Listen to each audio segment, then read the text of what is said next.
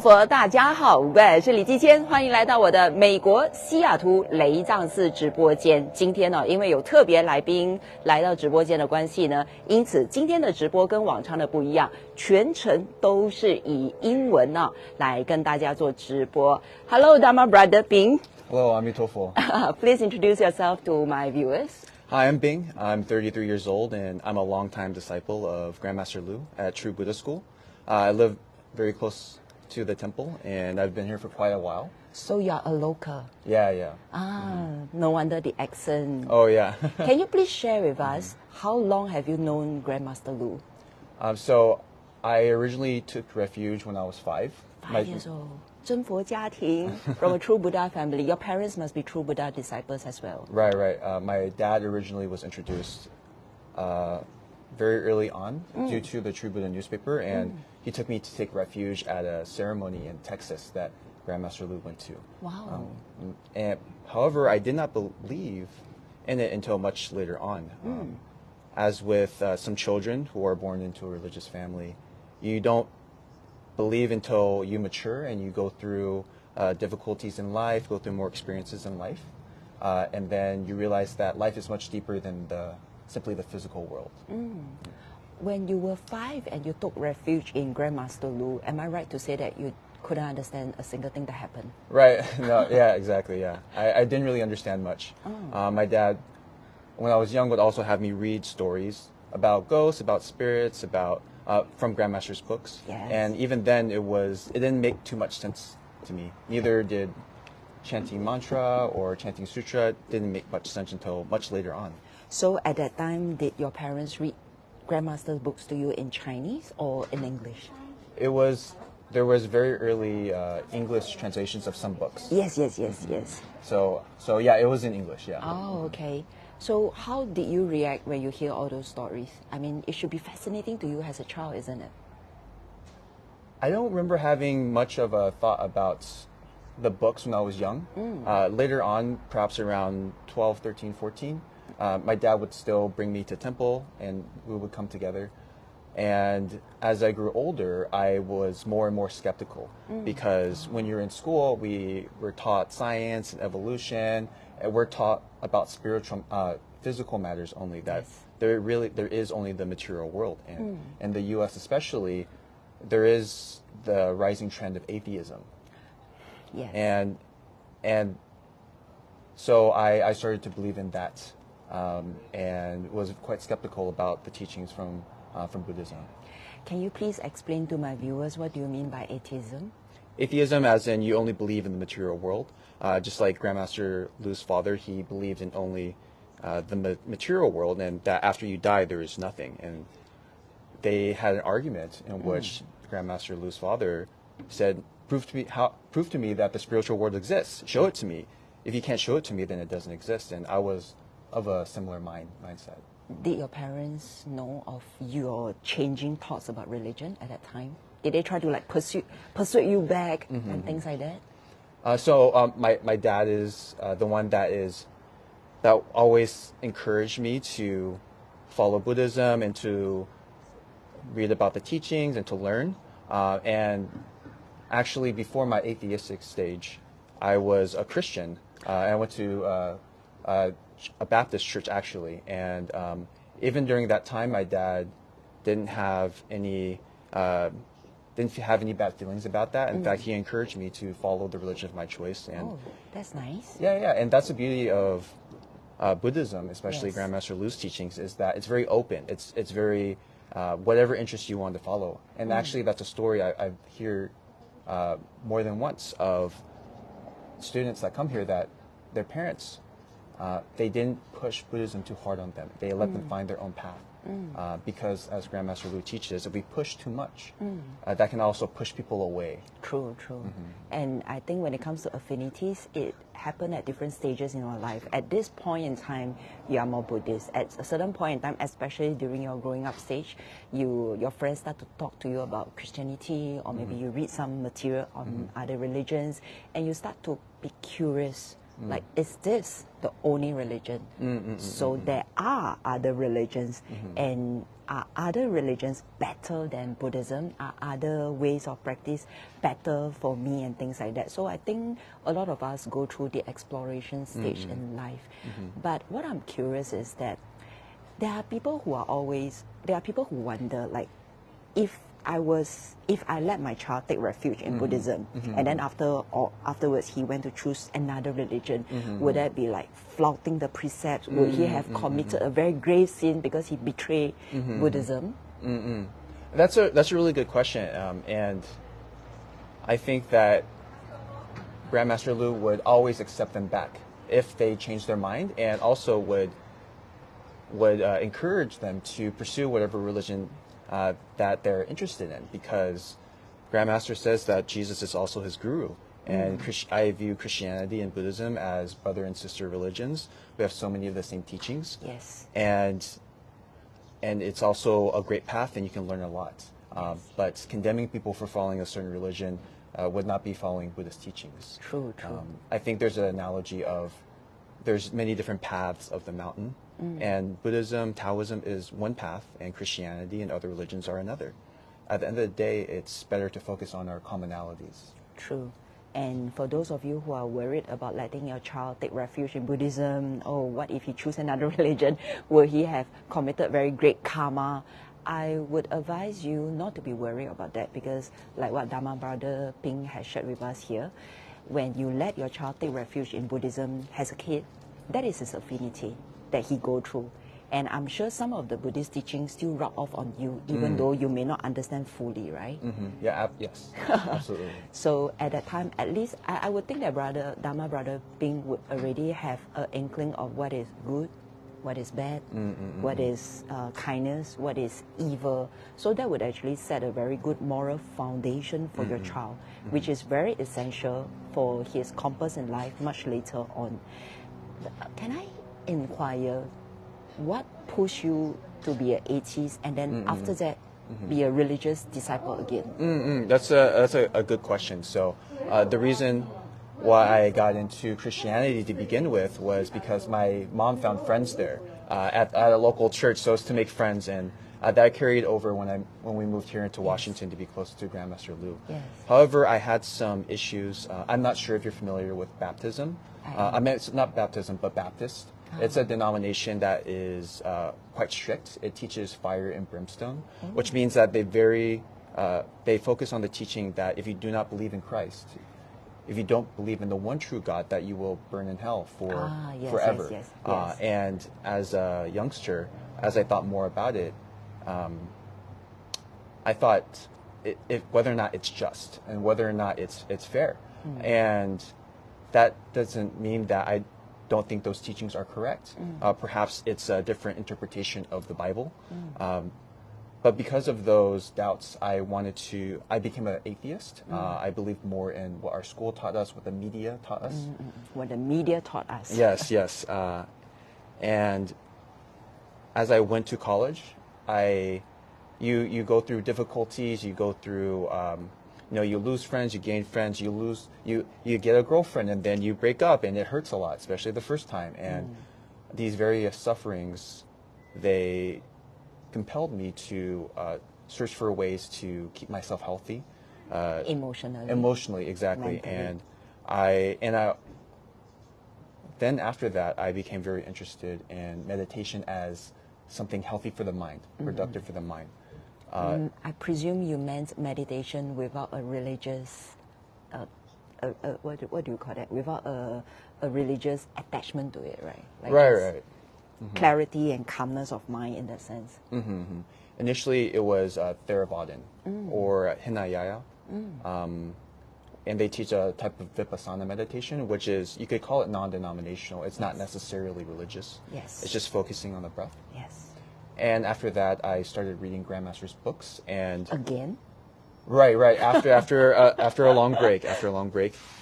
And I slowly started to understand the workings of the temple, why people bow down to Grandmaster, why my dad was so devout, and why the ritual and ceremonies, they all had a purpose. And not just plain superstition. Exactly. Everything has a meaning. And I realized I was very ignorant. What meaning did you realize? Would you like to share with our audience? How many viewers are there online right now? About 190. Yeah, it's early morning in Singapore. Welcome. Welcome. The meaning. So one of the first things that creates doubt, especially to foreigners when they come to a ceremony, is that they see everybody. Everybody, all the disciples, they give red pocket to Grandmaster. They bow down before Grandmaster Lu, and they worship him as if he were a god. And we do revere him as Buddha, but from an outsider's perspective, to place that much, to revere someone to that level, it creates automatically a reaction of skepticism. Yes. And that's because of there have been people that have abused that position before, as is human nature. Yes. However, after you get to know the teachings and understand that the Guru is an embodiment of the Sangha, the Dharma, and the Buddha, and then it makes sense why we should revere him as such. Not only that, but Grandmaster Lu, he gives everything to us. Every moment of every day he's working. Even when he's sleeping, he's delivering sentient beings, and he's very regimented. So he's constantly giving. He writes 2 pages of articles for his books every single day, consultation. Yes. And so why shouldn't we revere somebody that is doing so much for us? I think most people, when they see such religious figures appear, they let their own ego get to them. Because they're being like, why should I bow down to you? Why should I make offering to you? Why should I even make the effort to sit through a religious ceremony? Like, why should I? So this is the play of ego. What attracted you to finally be able to put down your ego, to accept Buddhism as a training of the mind and the spirit and the soul? I think it was a gradual process, but some of the more special times that come to mind have been when I read Grandmaster's books. Since I was little, I've always wondered what happens after we die. Isn't that something everybody wonders? Do we really just become ashes? Yeah, and it's when you're an atheist and you believe that nothing happens after death, that's, in a way, it's very scary. And for that to be the default worldview of many people in this world, especially the Western world, it just lacks something. It's like life, it just feels like intuitively it would be so much more than there's just nothing happens after you die. So after I read Grandmaster's book, Crossing the Ocean of Life and Death, you must be talking about this book, right? Yes. This book is a great book. It really answered a lot of my questions about the afterlife. And those are one of the primary fears that many people have, is the pain of death, but not only that, but what happens after you die. And after I read this book, and Grandmaster, he really walks it through you over and over, because actually in this book, Grandmaster, he undergoes the state of dying. And it's a story of how his crown split open and he experienced the process of dying. And not only that, but there's remedies for how you should prepare yourself before you pass away. And because you have that ability to prepare, that calms the soul a lot. You're not as helpless as you think. Exactly. What I don't understand is, Dhamma Brother Pink, you are only 33 years old, right? You were saying, I mean, at this age, shouldn't you be enjoying life, living life to the max? Why would you even think about something about like death, which is a little bit morbid to a lot of people? It is quite morbid. Yeah. So is there something that happened in your family that prompted you to think harder about life and death? So that's a really good question, and I have gone through an experience in which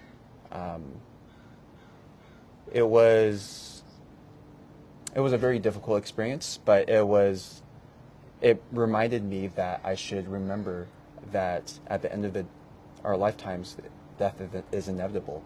And because of that prompting, that experience, I really needed to make sure that I was prepared. But on the flip side, less serious, life and death, they are merely definitions that are created by humans, and that there's life after death. And Grandmaster Lu has also alluded to that death is not a bad thing. Yes. It's just a transitional state. Yes. The important thing that we can do is make sure that we are good people and we follow the precepts, do good things. If you have a different religion, follow that religion, and be mindful of using every day to the fullest. But you're right. Many young people, there's many fun things to do. 33 years old, why would you read a book about death and then it change your worldview and then suddenly you come back to become a Buddhist again? It's quite amazing, isn't it? Well, it is. It's a question that I feel like a lot of people have actually, but they push it to the side because it's not fun to think about. Not urgent. Not urgent. Not urgent, Also not urgent. fun. Yeah. But actually, Dharma is very fun. It's very fun to come here. I think going to temple is more fun than going to the club. Oh, Yeah, there's lots of fun people here. People are very nice. We're chanting. We're feeling the light of the Buddhas. How is that not fun? So we exchange the disco lights for the lights from the Buddhas. Amazing. So how often do you come to西雅圖雷藏temple? I'm very fortunate. So I am able to come twice a week for Saturday group practice, and then also to Rainbow Temple for the fire offering. And occasionally I will come during the weekday for blessing, because we do have blessing every weekday here, along with Saturday. How do you feel? How do you think your soul feel? Like, from a Buddhist, and then you become an atheist. Usually for atheists, they will place themselves above everything supernatural, above everything religious. And then now that you are back to becoming a Buddhist again, can you tell us more about how different your soul feels on a spiritual level? That's a good question. I think one of the themes that we go through when we find religion, especially Buddhism, is as an atheist, things aren't connected. You are you, and then the trees are the trees, the sky is the sky. But when you become a Buddhist, everything is connected, wonderfully so. Do you mean you become more grateful, or because you realize the connectivity of everything in the world, you become more compassionate? I think it's all of those things. For example, with gratefulness, you realize that everything that you depend on comes from your surroundings, your environment, comes from the heavens. Yeah, and whereas if you're an atheist and you believe that you are your ego, you are your thoughts, you are this body of yours, then it's hard to be compassionate towards other people. But in Buddhism, we teach the idea of no self, that the self is impermanent. And because of that teaching, we can realize that we can not focus on the self as much, and that other people, they have feelings too, and we should be compassionate towards them. It's actually, if our thoughts are filled with only of ourselves, it's very difficult to be compassionate of others. And that comes from realizing the interconnectivity of everything, that we are not separate from the universe. We are a drop that's returning to the ocean, as Grandmaster likes to say. Yes. People go to religions for different reasons. Some for emotional comfort, some for physical company. Oh, my friend is in that religion, my friend is at that church, so I'll join my friend, I'll join my family, all that. At the end of the day, we practice what we love. And can I ask, Dharma Brother Ping, are you happier now? Oh yeah, much happier. Yeah. I think that Buddhism, it gives you all the tools you need to go through the difficulties of life. Life is intrinsically suffering, as the Buddha says. Yes. But in Buddhism, we turn that suffering into joy, into a type of peace that you cannot find anywhere else. You cannot buy joy through going shopping. You cannot find it through going traveling and seeing all these exciting things and eating wonderful foods. Those are impermanent. But you can find endless or permanent joy within Buddhism. You found it? Not yet. I can taste it, and I am much happier now. But there's still a lot of work I need to do. Still a lot of meditation, cultivation I need to do to be always joyful like Grandmaster, always smiling kindly, Yes. always walking with grace, Yes. always walking within the stillness of meditation. You can see it through his actions and his words. Yes, I totally agree. I've been in Seattle here for about a week, coming to 10 days actually. I've been in Seattle for about a week, coming to 10 days. And I've been eating lunch and dinner with my Grandmaster, Shen, and I must say it's really a joy to watch him. Through his eyes, I can see the universe because his eyes, 他的眼神, his eyes are so intense, so full of wisdom, so full of depth. It's like when you look into his eyes, I literally feel lost. But the kind of lost is not, oh, I don't know what to do with myself. The kind of lost is more like, wow, if this is how it feels in Nirvana, if this is how it feels to be in Pure Land, I want to be there. Because around Shizun, around Grandmaster Lu, there's a unexplainable sense of peace. It's like whatever troubles you have in the mortal world, whatever unhappiness you have seems to melt away, and it seems to be nothing significant at all. That's how I feel when I come into contact with Grandmaster Lu. When I first read Grandmaster Lu's book, Crossing the Ocean of Life and Death, my first book was 当下的明灯, living this moment in, I think this moment... Illumination. Yes. Yeah, it's a very good book too. Really yes. Good. And I was thinking to myself how wonderful it would be if my dark, dark world can be full of light again. And when I took refuge for 18 years. Now that I'm finally here, after 18 years of being Grandmaster Lu's disciple, I have a lot of joy that I can't put into words. It's the kind of joy that you only experience as a Buddhist, as a practicing Buddhist, I must say. You really, it's a kind of peace. And that kind of peace put you in a stage whereby you no longer crave for mortal desires, like what you were saying. Like mortal desires is so shallow, so superficial, so short life, the joy that it brings you. And this is the kind of joy I hope I will feel, I will experience for a very, very long time, because I think this is what fully satisfied my soul. A lot of us, when we are brought up, when we are schooled, in school we are taught basically how to make money. No matter what you study, at the end of the day, it's all about learning how to make money.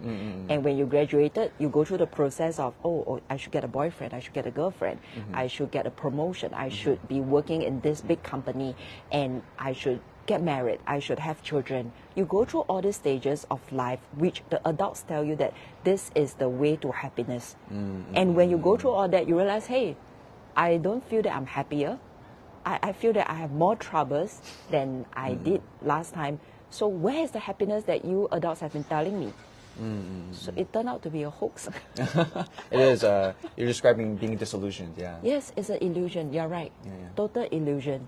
And then you realize that I don't think that is what I'm here for only. We are capable of much more than just material achievements.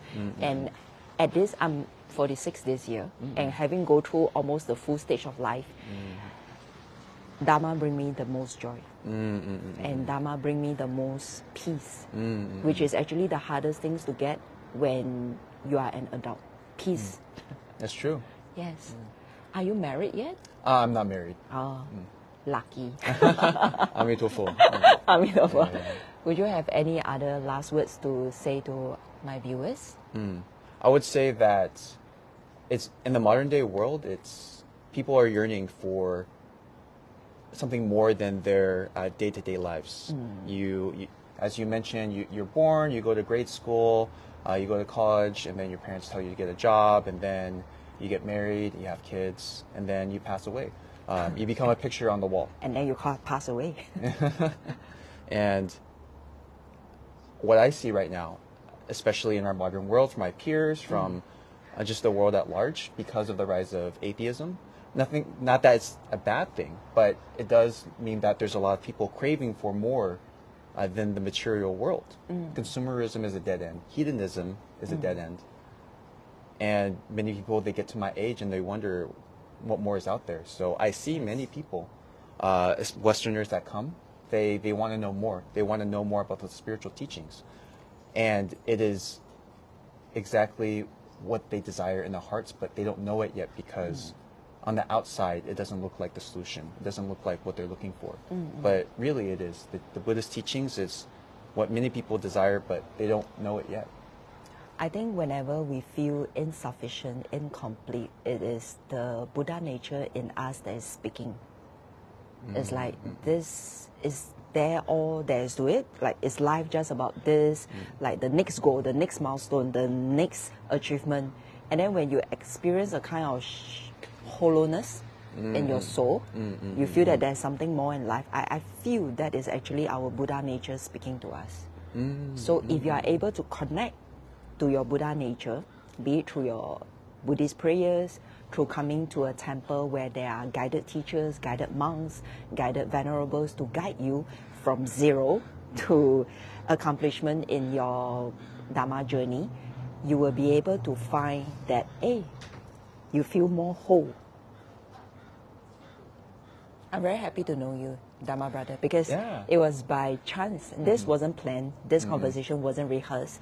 We met at the Saturday group cultivation, and Dharma brother Ping come up to me to say, hey, I saw your YouTube.